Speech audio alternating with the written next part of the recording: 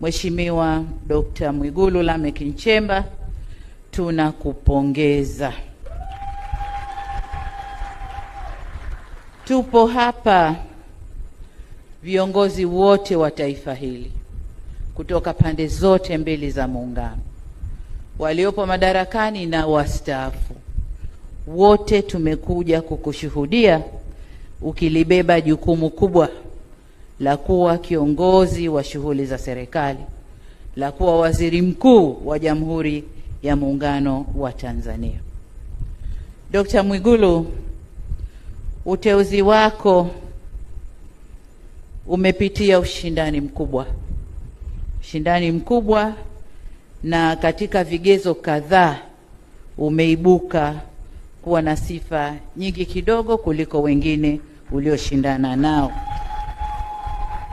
na vigezo vyote vilivyopimwa, tumepima maeneo mbalimbali ya kuitumikia nchi hii, ya kulitumikia taifa hili. Kubwa zaidi ni wa kutumikia wananchi wa Jamhuri ya Muungano wa Tanzania. Narudia, wa Jamhuri ya Muungano wa Tanzania. Kazi zako na maelekezo yote yamo kwenye katiba, lakini nimekukabidhi vitabu vinavyoeleza majukumu yako na mambo yote ambayo unatakiwa kuyaangalia. Umepokea kijiti kutoka kwa Waziri Mkuu mstaafu ndugu yetu Mheshimiwa Kassim Majaliwa, ambaye amefanya kazi nzuri kufanikisha tunayotamba nayo leo.